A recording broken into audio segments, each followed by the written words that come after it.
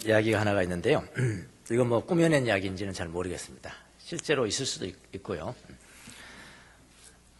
7살 먹은 아들하고 5살 먹은 딸을 둔 부모가 하루는 자녀들과 함께 여행을 가다가 교통사고를 당했다고 합니다. 아들이 심하게 다쳤어요. 병원에 입원하게 됐습니다. 근데 당장 피를 수혈하지 않으면 수술할 수 없게 되는 그런 상황이 처했는데, 이 아들과 같은 혈액형을 가진 아이가 여동생인 5살 먹은 여자아이였다고 합니다.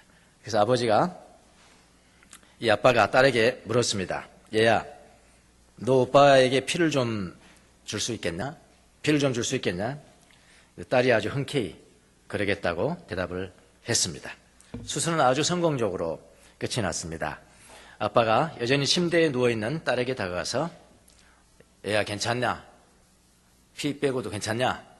이렇게 물었습니다. 딸이 예 아빠 괜찮아요. 근데 오빠는 살았어요? 그래 오빠는 살았단다. 근데 이 딸 아이가 하는 말이 있습니다. 근데 아빠 나는 언제 죽어요? 나는 언제 죽어요? 그렇게 아빠한테 묻는 것이었습니다. 근데 이 딸은 피를 수혈해주면은 자기는 죽는 것으로 이해를 하고 수혈을 한 것이었어요. 그래서 아빠가 묻습니다. 너는 죽는 것으로 알고 피를 오빠한테 줬단 말이냐? 예, 저는 죽는 줄 알았어요. 저는 오빠를 사랑하니까요. 이렇게 대답을 했다고 그러네요. 조금 꾸며낸 것 같기도 하고 5살 먹은 여자아이가 했다는 게 믿어지진 않는데 어쨌든 간에, 근데 이제 피입니다. 피. 사실 이 피라는 것은 죽음을 의미하는 거예요. 피는 죽음을 의미합니다. 여러분 창세기를 보면은 아담과 하와가 하나님의 명령을 어긴 면이 나오잖아요. 하나님의 명령을 어기고 난 다음에 부끄러워서 숨었어요. 나뭇잎파리로 옷을 해입고 숨었습니다. 근데 하나님께서 그들에게 나타나셨죠. 하나님은 아담과 하와가 수치를 가지고 있음에도 불구하고 그 수치를 가진 그 상태 그대로 그들에게 접근하셨습니다. 하나님은 여전히 그들을 사랑하시고 만나 주셨어요. 그리고 그들에게 뭘 주셨나요? 나무 옷을 벗기고 가죽 옷을 입히시는 장면이 나옵니다. 창세기 보면요. 자, 근데 우리가 거기서 그냥 넘어가 버릴 게 아니라 가죽을 하나님께서 어디서 났을까? 가죽을 어디서 났을까요? 가죽을 만들기 위해서는 어떻게 해야 되나요? 가축이 죽어야 되는 거죠. 가죽을 만들기 위해서는 가축이 죽어야 합니다. 피를 흘리고 죽어야 가죽을 얻을 수가 있는 겁니다. 그래서 하나님이 죄를 범한 아담과 하와를 사랑하셔서 짐승의 피를 흘려서 가죽옷을 입히셨다. 이렇게 이해해도 됩니다. 뭐 짐승 무슨 짐승을 잡았냐 거기는 안 나와 있어요. 그 성경에. 가죽 만들었다는 것은 피를 흘리는 거 아닙니까? 다시 말하면은 사랑에는 피가 필요합니다. 사랑에는 피가 필요합니다. 피는 곧 죽음을 의미하는 겁니다. 자, 아침부터 무슨 피약이냐? 본문이 피약이잖아요. 오늘 본문을 보니까 구약의 제사장들이 제사를 드리기 위해서 짐승을 잡아서 피를 흘렸는데, 그러면 이 히브리서를 받은 사람들은 다 알고 있죠. 유대인들이니까요. 흘렸는데 그 피하고 그 짐승의 피와 예수 그리스도가 십자가에서 피를 흘렸는데 그 피와 어떻게 다른 것인가? 이걸 지금 비교를 해주는 거죠. 구약에 정통한 이 유대인들에게는 이 비교는 너무나 생생하게 다가왔을 것 같아요. 왜냐하면 피를 잘 아니까요. 구약 성경 하에서는 짐승의 피가 필요했죠. 제사장들이 제사할 때 짐승의 피가 필요했죠. 짐승의 피가 필요했다는 것은 무엇이 있었다는 겁니까? 죽음이 있었다는 거죠. 짐승 많이 죽어갔잖아요. 죽음이 필요했습니다. 그런데 신약도 마찬가지입니다. 신약 하에서도 역시 죽음이 필요했습니다. 죄를 용서해 주기 위해서는 죽음이 필요했습니다. 자, 이 죽음에 대해서 이야기를 하고 있는데, 피와 죽음에 대해서 이야기하고 있는데, 구약에도 죽음이 필요했고 신약에도 죽음이 필요했다. 이거 아닙니까? 지금 히브리 저자가. 자, 요 두 가지 양쪽 다 죽음이 필요했는데, 죽음이 필요하다는 것을 보여주기 위해서 두 가지 그림을 그리고 있잖아요. 두 가지 그림을 이렇게 그려서 자기 이제 유대인들에게 보내주는 겁니다. 자, 하나의 그림은 뭐냐면은 유언에 관한 그림입니다. 유언. 너무나 잘 아는 내용이니까 세상 사람들은 유언하면은 유언은 마지막에 죽기 전에 남긴 어떤 그 약속이잖아요. 명령이기도 하고 그거는 그 당시 그 시대의 법보다 우선하는 겁니다. 유언은 그래요. 우리나라도 그럴까요? 당연히 우리나라도 그러죠. 당연히 그래요. 예. 자, 법에 의하면 민법 친족 상속법에 의하면은 야 똑같이 나눠줘 자녀들 다. 옛날엔 시집간 자녀는 4분의 1 그랬는데 안 돼. 시집간 여자도 똑같이 나눠줘. 이렇게 법은 돼 있잖아요. 근데 돌아가신 분이 유언을 남겼어. 아니야. 시집간 딸은 주지 마. 잘 사니까. 만약에 그렇게 유언을 남겼다. 그럼 법이 우선할까요? 그 유언이 우선할까요? 예, 유언이 우선하는 거죠. 예. 이건 전 세계적인 그거고. 두 번째 전 세계인이 똑같이 이해할 수 있는 게 뭐죠? 유언은 언제 효력이 발생하냐? 그러잖아요. 유언은 언제 효력이 발생하죠? 죽어야 됩니다. 죽어야 돼. 예, 유언한 사람이 죽어야 돼요. 여기서 지금 그거 다루고 있죠. 이런 그림. 이 그림 하나 그려주고 있고요. 유언에 관한 그림을 하나 그려주면서 죽음에 대해서 이야기를 하는 거. 이제 두 번째 그림은 뭐냐면은 우리의 조상들, 모세를 비롯해서 제사장들, 조상들이 짐승의 피를 흘려서 제사를 드렸는데, 야, 그 짐승의 피가 무슨 효력이 있겠냐? 짐승의 피가 무슨 효력이 있겠냐? 그거는 단지 영원한 언약의 피를 흘리실 분이, 피를 흘리실 분이 앞으로 오실 것을 보여주는 것 뿐이다. 그러니까 역시 거기도 죽음에 대한 그림을 그리면서 두 가지 그림. 하나는 언약에 대해서, 하나는 구약 성경의 제사장, 자기 조상들이 제사 드리는 거, 그걸 가지고 이제 죽음에 대해서 보여주는 거죠. 자, 첫 번째 그림 한번 볼까요? 유언의 효력은 언제 발생을 하는가? 유언의 효력은 언제 발생하는가? 유언의 효력에는 죽음이라는 것이 필수다.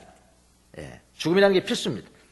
이 세상 법도 여러분 유언하신 분이 만약 사망하면 정말로 이 사람이 그렇게 유언장을 작성했을까? 그게 알 길이 없어요. 맞죠? 알 길이 없잖아요. 아이 필적 이렇게 조사해 보세요. 이분이 썼습니다. 그렇게 하는 방법도 있긴 하지만 요즘은 다 꼭 필적으로 하는 것도 아니잖아요. 다 컴퓨터로 해가지고 딱 도장빵. 그러니까 이거는 이게 죽은 자가 쓴 거 어떻게 아냐? 이건 모른다. 그러니까 엄격하게 정말 유언한 사람이 그 유언을 했는지 안 했는지에 대해서는 엄격하게 법으로 정해요. 한 4가지 정도 방법이 있습니다. 4가지 정도 방법. 이거 이외의 방법은 다 무효입니다. 아무리 자기가 유언장을 써가지고 사인을 10번 했어. 내 사인 10번 하고 도장 빡 찍고 이것까지 찍고 이거 한다. 그것도 안 됩니다. 4가지 엄격한 제한이 있어요. 그렇게 유언은 그렇게 다룬다 이 말입니다. 이 세상 법도 그렇다 말입니다. 유언을 하신 것이 사실인가를 명백해야 하기 때문에 엄격한 방법에 의해서만 하도록 제한하고 있어요. 그 제한을 보면 거의 뭐냐면은 증인들이 있어서 그분이 유언했다는 것이 진짜다. 이렇게 증명해주는 그런 방법이 있어야 그 유언의 효력이 있습니다. 그 증인에는 상속받을 사람은 안 됩니다. 자기가 다 했다고 이렇게 안 됩니다. 예. 그래서 그 유언을 한 사람이 그 유언이 이제 효력을 발생하기 위해서는 어떻게 해야 돼요? 그 유언자가 딱 죽을 때. 죽지 않으면은 그 유언은 효력이 없습니다. 그래서 유언을 하고 난 다음에 이렇게 주세요, 이렇게 주고 이렇게 해주세요. 그런데 둘째 아들이 살아상전에 보니까 나한테 잘 못해. 마음에 안 들어. 고쳐 그럼. 그럼 가능할까요? 언제든지 가능합니다. 살아계실 때는 언제든지 가능해요. 고쳐버리고. 왜냐하면 효력이 없어. 아직 죽기 전이니까요. 그런 이야기라 이 말입니다. 생전에 유언한 것은 사망하지 않는 상태에서는 언제든지 자유롭게 뜯어 고칠 수 있습니다. 근데 하나님도 고치시잖아요. 그냥. 첫 번째 유언하고 난다. 두 번째 오죠. 그래 고치시잖아요. 언제든지 고칠 수가 있습니다. 하나님도 마찬가지입니다. 15절을 이제 보십시오. 15절을 보면은 그리스도는 새 언약의 중재자이시다. 새 언약, 디아세케. 언약이라는 게 디아세케. 영어로는 테스타먼트, 언약. 그 다음에 이게 뭐냐면은 다른 말로는 유언이라는 뜻도 있어요. will. 예. 그러니까 여기 지금 언약, 새 언약, 뭐 구약, 이거는 다 유언하고 똑같은 단어예요. 하나님 말씀 딱 넘겼으면 그거는 언약도 되고 그거는 유언도 되는 거예요. 예. 그래서 언약 또 유언이라는 단어가 나왔는데 다 똑같은 단어입니다. 디아세케. 똑같은 단어입니다. 새 언약, 그러니까 새로운 유언 이런 이야기죠. 새로운 유언, 언약, 유언, 선언, 법, 다 같은 단어. 자, 옛 언약은 무엇일까요? 여기 새 언약이라고 나왔으니까 옛 언약도 있을 거 아니겠어요? 옛 언약. 다른 말로는 옛 유언은 무엇일까요? 옛 유언. 율법이죠. 우리 말은 율법입니다. 율법은 뭘까요? 하지 마라, 이거 하지 마라, 이거 하지 마라, 이거 하지 마라, 이것은 해라. 너 그거 다 지키면은 너 하나님 사랑하는 거야. 이거 아닙니까? 너 그거 다 지키면은 하나님 사랑하는 거야. 그런데 그 옛 언약을 지킬 수 있는 사람이 이 세상에는 한 사람도 없는 거야. 이 세상에 의인은 없나니 단 한 사람도 없다. 모든 사람이 죄를 범하였으며 하나님의 영광이지 못했다. 모두가 죄를 졌습니다. 어디에 의하면? 그 옛 언약에 의하면. 그러니까 옛 유언은 하나님의 옛날의 유언, 옛날의 언약은 물론 그거 하면 다 하나님 사랑하는 것이겠지만은 구원 얻는 것이지만은 그 옛 언약 하에서 구원을 얻을 수 있는 사람이 없단 말입니다. 그 옛 언약은 뭐를 가르쳐줘요? 너가 죄인이라는 겁니다. 너가 죄인이라는 것만 확인시켜 줄 뿐이에요. 옛 언약은요. 그 옛 언약을 지켜서 구원을 얻을 사람이 아무도 없는 것입니다. 그래서 옛 언약 하에서는 죄 짓는 것만 확인할 뿐이다. 이걸 어떻게 표현했냐? 15절 후반부. 그는 첫 번째 언약 아래에서 저지른 범죄에 대해서 구속했다. 그렇게 썼잖아요. 첫 번째 언약 아래에서는 저지른 범죄밖에 없는 거예요. 예. 그래서 첫 번째 언약 아래에서는 범죄만 있다. 그래서 이건 안 되잖아요. 하나님이 새로운 언약을 주셔야 돼요. 하나님이 새로운 언약을 주셨는데 그 언약이란 게 뭐냐? 그 유언이란 게 뭐냐? 법을 지킴으로 구원을 얻는 것이 아니라 어떻게 해요? 믿음으로 구원을 얻는다는 새로운 언약을 주셨습니다. 제가 이제 여러분이 이해하기 쉽게 옛날 언약이 있고요. 그 다음에 이 언약을 고쳐서 새로운 언약을 주신 겁니다. 옛날 유언이 있고요. 하나님이 생전에는 아무나 고쳤다 뜯었다 합니다. 새롭게 고쳤습니다. 이렇게 이해하기 쉽게 제가 여러 개 말씀을 드렸지만은 정확하게는 그런 건 아니에요. 정확하게는 뭐냐면은 옛날 유언에도 그 숨겨져 있었습니다. 이렇게 보시면 될까요? 새로운 언약은 항상 숨겨져 있었단 말이에요. 창세기에도 새로운 언약이 숨겨져 있잖아요. 그 피를 흘려서 했잖아요. 네? 구약 율법을 줄 때도 항상 율법은 그거는 너희들이 지킬 수 없는 것이다. 믿음으로 구원을 얻는 것이다. 그것이 항상 뒤에 숨겨져 있어요. 이렇게. 그걸 못 보는 거예요. 예수님께서 오셨을 때 그게 완전히 계시가 된 거죠. 그러니까 제가 말씀드린 것은 옛날 언약이 있었는데요. 옛날 그 유언을 했는데요. 하나님께 뜯어고치기를 원하셨습니다. 뜯어고쳐서 그냥 뜯어고치셨어요. 예수님 오실 때. 그래서 구약은 구약이고 신약은 또는 신약이고 이렇게 하는 겁니다. 라는 말이 아니란 말이죠. 만약 그렇게 성경을 해석하면 그건 참 위험합니다. 예. 어떤 세대주의에 이렇게 빠져서 이단으로 빠질 수도 있어요. 아니에요. 하나님께서 율법을 줄 때도 그 속에는 하나님의 사랑이 항상 숨겨져 있었어요. 새로운 언약들이 숨겨져 있었어요.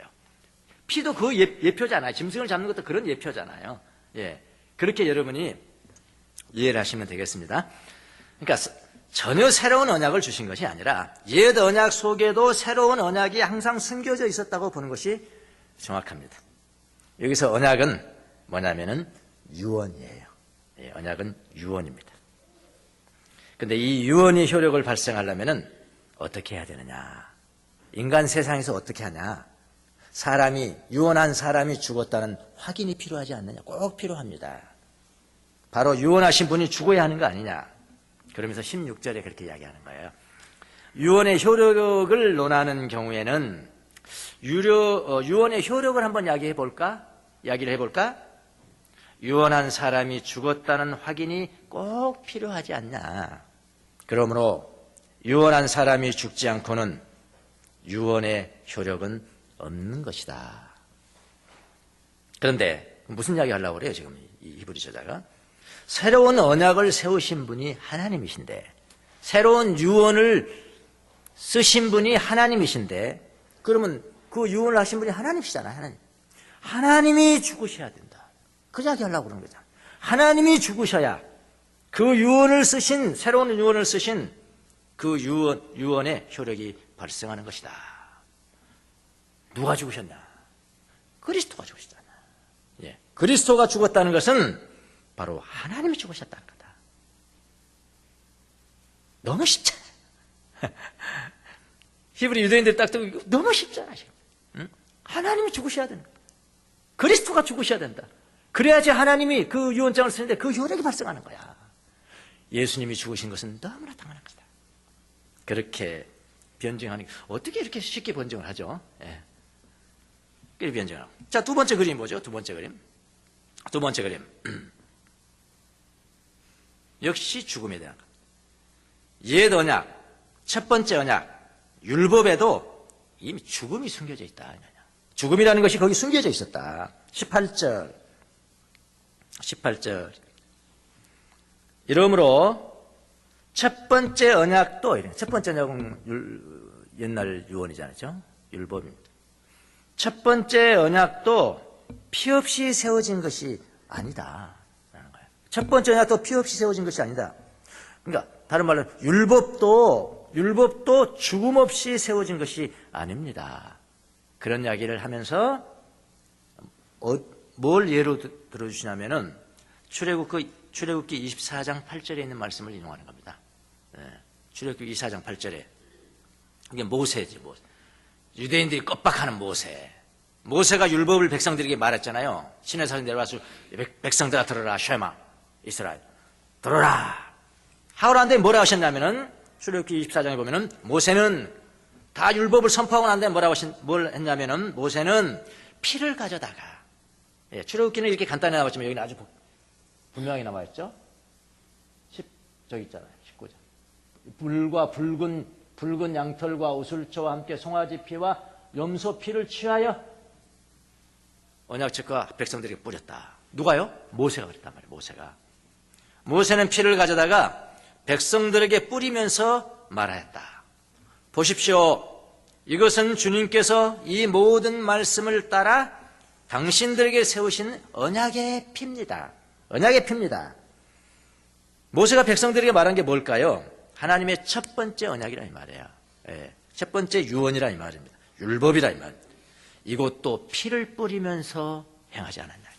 예, 이것도 피를 뿌리면서 하지 않았냐. 그리고 모세 이후의 제사장들이 뭐 했냐. 구약의 제사는 필수적인 것이 뭐냐. 바로 피 아니냐. 바로 짐승의 피를 가지고 드리는 것이 아니냐. 피는 죽음을 의미하고 그 죽음을 통해서 백성들의 죄가 사함을 받았던 것이 아니냐. 그래서 여기 유명한 말씀이 나오는 겁니다. 히브리서 9장 22절의 말씀. 피 흘림이 없이는 사심이 없느니라. 이 말이 그 말이죠. 첫째 유언에도 그렇고 새로운 유언에도 그렇다. 죄를 용서받기 위해서는 피 흘림, 다시 말하면 죽음이 있어야 하는 것이다. 이걸 왜 모르냐. 특별히 유언을 남기고 언약을 남기신 선포하신 분이 죽으셔야 된다. 그분이 죽으셔야 언약이 효력이 있는 것 아니냐. 바로 하나님이 죽으셔야 된다. 그분이 바로 예수 그리스도시다. 하나님이 죽으셨다는 것은 예수님이 죽은 것과 같은 것이다.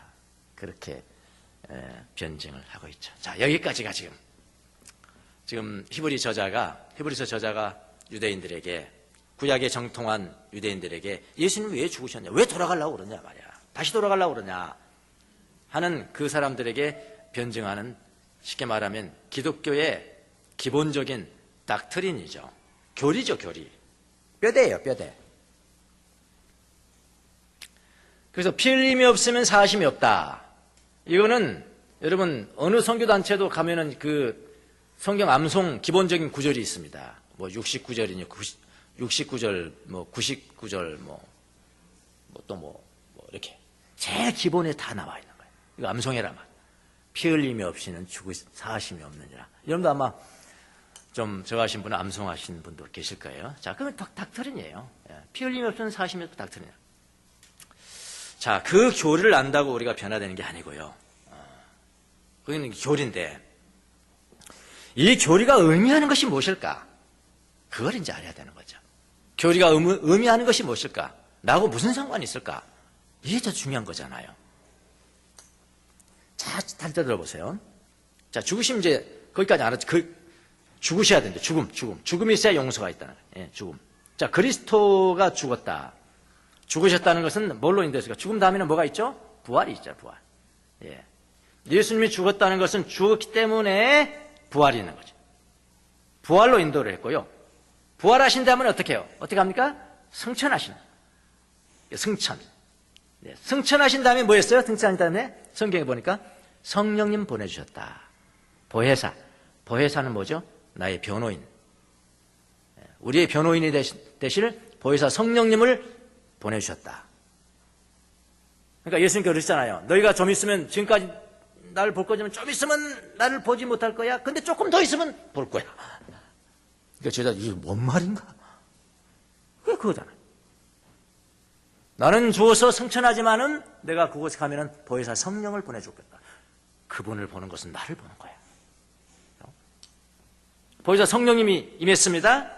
이 성령님은 어떤 역할을 하십니까? 모든 믿는 자들, 예수님을 믿는 모든 사람에게 중심 가운데 들어오시는 거죠. 쑥 들어오시는 거죠. 그러니까 난 믿어요. 나 예수님 믿어요. 나 예수님 믿어요. 이것은 여러분 입술로 하는 언어적 고백이 아니에요. 단지. 그러니까 여러분 전도하러 다니면서 그냥 사형 옛날에 했잖아요. 사형리하고 CWT, 전도 폭발 그런 거 다 했잖아요. 저도 그 신학교 다니면서 그 한 학기 학점이었어요, 그게요. 네. 아무 사람 만나고 딱 그가지고 당신이 지금 죽어서 하나님 앞에 섰다고 합시다. 근데 그게 안 통한다는 게 지금. 네. 그 사형리도 다 마찬가지거든요. 그러니까 입으로 고백했어. 그럼 너 이제 예수님, 너 이제 하나님 자녀가 된 거야. 그러니까 한 달 지난 다음에 가봤더니 무슨 자녀가 되긴 뭐가 돼. 네.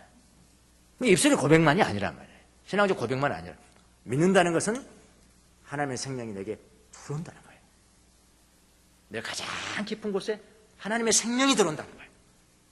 그러니까 예수님이 믿는 거, 예수님 내 심령 가운데 들어오는 거, 하나님의 생명이 싹 들어오는 거. 옛날에는 하나님의 생명에 따라 살지 않았는데 이제는 믿음으로 말미암아 하나님의 생명과 함께 살아간다는 거. 그게 뭐냐? 그게 영생이에요. 영생이 무슨 말인지 몰라. 20년 지나도 교회 다니지. 영생이 뭡니까? 영생이 뭡니까? 천국 가는 거요. 단지 그렇게 하기에 진짜 영생이라는 게 뭡니까? 하나님의 생명으로 살아가는 겁니다. 지금 내가 하나님의 생명으로 살아가면 나 영생하는 겁니까? 영생하는 겁니다. 지금. 영생은 지금부터 하는 거예요. 그거예요. 그러니까 예수님의 죽으심은 부활, 부활은 승천, 승천은 성령님이 맺고 그분을 믿는 모든 사람들에게 성령님이 들어오신다는 것은 하나님의 좌정에 계신다. 하나님 우리 내면의 가장 깊은 곳에 임하셨다. 가장 내면 중심 가운데 살아계신다. 하나님의 생명이 살아계신다. 이거를 의미하니까 이 엄청난 거잖아요. 엄청난 거라고요. 여러분 원래 하나님이 인간을 창조하실 때는 하나님이 흙으로 사람을 빚고 코에 생기를 불어넣었다. 창조하셨죠? 그럼 모든 사람들 가운데 하나님 계신 겁니다. 목사님 무슨 말씀하세요? 믿는 사람들 가운데 계시죠? 아니요. 원래 안 믿는 사람도 다 계셔요. 본질적 하나님의 내자라 그렇게 하게요. 예. 그러면 아니면은 짐승이죠. 그건. 불신자도 짐승은 아니잖아요. 하나님 창조한 사람이잖아요. 다 내면에 하나님이 계셨어요. 그런데 인간이 하나님을 떠나기 전에 다 계셨는데 그때는 어떻게 됩니까? 모든 인간은 하나님의 생명으로 살았어요. 하나님의 생명을 품고 살았다는 거예요. 그런데 인간이 하나님을 떠났죠. 하나님의 명령을 어긋나고 나는 하나님을 떠났다. 떠남으로 말미암아 인간은 하나님의 생명에서 떠나게 된 겁니다. 하나님의 생명에서 떠나게 된 거예요. 예수님께서 무슨 말씀했어요? 살아서 움직이는 사람들은 뭐라고 그러나요? 저들은 살았으나 죽은 자다. 그랬어요. 이게 또 뭔 말이냐고. 살았으나 죽은 자다. 그렇게 말씀했잖아요. 그게 뭡니까? 육체적으로는 살아있는 것 같지만은 영적으로는 생명이 없는 자다. 무슨 생명이겠어요? 하나님의 생명이 없는 자다. 바로 그런 겁니다. 자, 그런 인간들에게 새로운 언약이 왔습니다. 새로운 유언이 왔습니다. 새로운 언약, 새로운 유언, 이것을 믿는 자들은 뭐냐면은 하나님을 받아들인 자들이에요. 생명이 떠났었는데, 내 안에 있는 하나님의 생명이 죽어버렸었는데, 믿는 자는, 그리스도를 믿는 자들은, 받아들인 자들은 어떻게 한다고요? 그 생명이 살아나. 하나님의 생명이 소생하는 겁니다. 영혼이 살아난다. 이런 이야기죠. 영생한다. 다 같은 말이잖아요. 영혼이 살아났다는 것은 하나님의 생명으로 살아갔다는 것이다. 하나님의 생명을 가지고 살아가는 것은 바로 영생하는 것이다. 자, 여기까지는 조금 더 깊이 들어갔죠. 근데 문제는 뭐냐면은, 믿는 사람들의 중심에, 예수님을 믿는 사람들의 중심에 가장 깊은 곳에 하나님이 살아 계심에도 불구하고, 그러기 위해서 돌아가셨으니까, 피를 흘렸으니까요. 그럼에도 불구하고, 가장 중심에 살아 계심에도 불구하고, 문제는 뭐냐면은, 그분과 대화를 하지 않는다는 것이 문제인 거죠. 부부간에 한 집에 살면 사는 겁니까? 그냥 잘 사는 거예요? 대화도 없고, 맞죠? 몇 마디 대화, 부부간에 대화 없으면 무슨 그게 사는 거냐고요? 어? 마치 하나님이 똑같은 거예요. 중심에 좀 살아계심에도 불구하고 늘 말씀하시고 좀 들어라. 듣는 게 축복이야.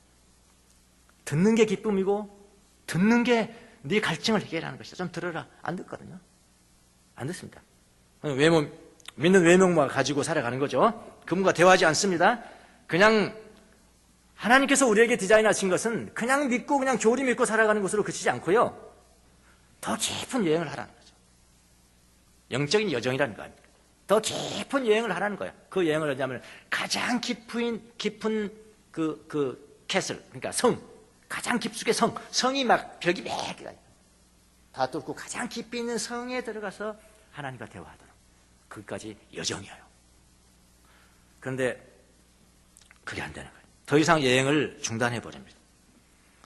정말 중심 가운데 계신 주님의 음성을 듣는 대신에 다른 것 향해서 떨어가는 거죠. 갈증나고. 그럼 내면에 가서 주님의 말씀은 나를 들어라. 그럼 갈증을 풀어질 거야. 근데 그게 안 되는 거지. 지금 제가 당장 경제적인 압박을 받는데 갈증이잖아요, 갈증. 주님은 내 말을 들으라는 것인데, 아니요, 나는 세상적인 방법이에요. 내 방법. 걱정하고, 근심하고, 탐욕하고.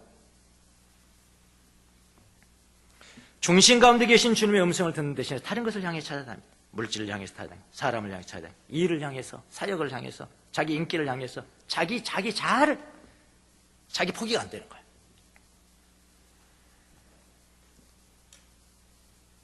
그런 하나님 아닌 그런 것들이 나의 목마름을 해결할 것이라고 믿으면서 그렇게 돌아다니는 것이 우리의 모습이 아닌가. 그러나 하나님은 조금 다르게 말씀하십니다. 하나님 조금 다르게 말씀하세요. 들어보십니까? 너희 모든 목마른 사람들아, 모든입니다. 너희 모든 목마른 사람들아, 어서 물로 나와라. 어서래, 어서 어여와. 내가 기다리고 있는 거야. 어여와. 어서 물로 나와라. 정말 복음이 있습니다. 그 다음에 돈이 없는 사람도 나와라. 너무 좋더라고요. 이거 있는데 너무 좋다. 하나님 어떻게 내 마음을 아시고, 돈이 없는 자도 나와라. 돈이 없는 사람도 나와라. 너희는 와서 사서 먹되 돈도 내지 말고 값도 지불하지 말고 포도주와 젖을 사거라. 어찌하여 너희는 양식을 얻지 못하면서 돈을 지불하며 배부르게 하지 못하는데 그것 때문에 수고하니. 자기 방법대로 막 수고해도 없어요. 일평생 막 고생만 했지 없어요. 이거 이 말이거든. 어째요? 응? 어찌하여 너희는 양식을 얻지 못하면서 돈을 지불하며 배부르게 하지 못한 그것 때문에 수고하느냐. 너희 모습이 그런 모습이다. 그 다음에 하나님이 중요한 말씀을 하십니다. 이게 회개라는 키입니다. 키. 그 다음에 뭐라고 하시냐면 들어라. listen. 들어라 하면서 또 강조합니다. 내가 하는 말을 들어라. 들어라. 내가 하는 말을 들어라. 그리하면 너희가 좋은 것을 먹으면 내 영혼이 기쁠 것이다. 그런 말씀을 하시는 거거든요. 우리 해결책하고 전혀 다르잖아요. 그렇죠? 하나님의 해결책과 자, 이거를 주시기 위해서 예수님께서 죽으시고 피 흘리시고 죽으시고 하는 것인데 우리는 그렇게 살지 않는다 이 말이에요. 아니, 우리는 거기까지 나아가야 돼. 가장 깊이 있는 주님의 음성을 듣기 위해서 나가야 돼. 여러분 10년, 20년 돼도 지금 성장하지 않습니까? 나는 왜 이렇게 영적으로 성장하지 않지? 영적으로 성장하지 않을까? 그 여정을 멈췄기 때문에 저는 그렇다고 생각합니다. 여관에 한번 들어가는 것은 거기서 머무르기 위해서 여관에 있는 거 아니잖아요. 거기는 하루 자고 그냥 또 떠나는 거잖아요. 다 거기 머물러 있네요. 여기가 좋사원. 성장하지 않습니까? 침묵부터 배우세요. 침묵하는 것부터 배우세요.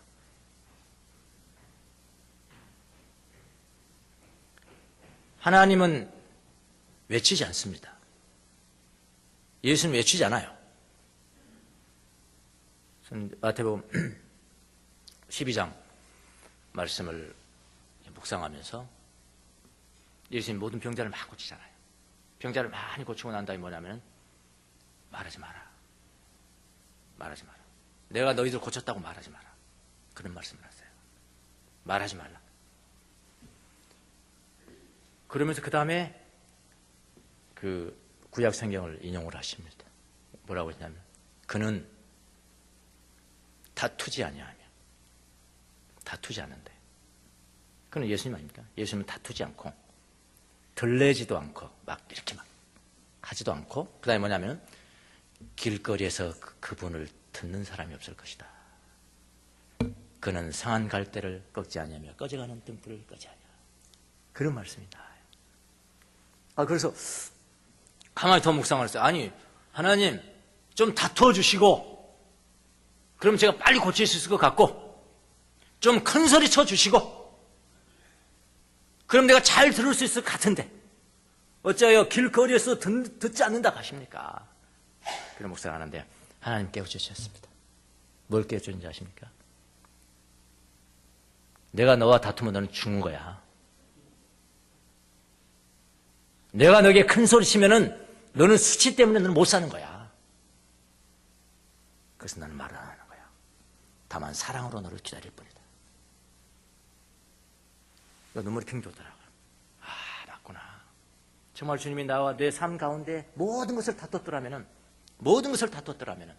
나는 이 세상에 살아남지 못했을 것이고 그분이 맨날 큰 소리 외쳤더라면은 내게 잘했다고 외치겠어요? 그분이? 맨날 못하는 것뿐인데 그럼 내가 무슨 소망이 있겠어요? 그래서 여러분 꺼져가는 불을 뭐죠? 갈대를 꺾지 않는다. 그게 같이 나온 겁니다. 그게요. 그분은 가슴으로 이야기하시는 분이구나. 그분은 가슴으로 이야기하시는 거예요. 그분은 사랑으로 기다리시는 분이야. 네가 그걸 몰랐구나. 침묵하세요. 그분의 마음을 알고 그분의 사랑의 마음을 듣고 배우려면 그분은 다투지 않아요. 막 들리지 않아요. 길거리에서 들 수 없어요. 큰 소리 아닙니다. 가서 사랑을 들어야 된다는 거예요. 침묵하십시오. 침묵을 배우세요. 시간을 마련하세요. 시간을 마련하고 성경을 펴세요. 그래 내면에 깊이 있게 기도하는 첫 번째 방법이 성경으로 기도하기 아닙니까? 우리 이미 다 배웠잖아요. 성경으로 침묵하고 시간을 마련하고 성경을 펴세요. 그리고 말씀을 읽어봐요. 이거는 특별한 사람만 하는 게 아닙니다. 아예 처음 예수님 믿자마자 하는 거예요. 사실은요. 침묵하고 시간 내고 성경을 펴고 읽어가면서 내게 다가오는 말씀, 그 말씀 앞에 머물러요. 그 듣는 거예요. Listen, 들어라. 네 방법 쓰지 말고 좀 들어라. 네 얄팍한 머리 굴리지 말고 들어라. 목마르냐? 들어라. 그것 때문에, 이런 것 때문에 예수님께서 피를 흘리신 것이다. 여러분 모두가 다 여러분 내면에 깊이 계신 주님과 주님을 듣고 들어라. 내가 하는 말을 들어라. 그러면 너가 기름진 것을 먹을 것이다. 갈증이 해결이 될 것이다. 그래서 영적으로 갈증을 해결하는 귀한 성도들이 다 되시기를 예수님의 이름으로 축원합니다. 기도하겠습니다.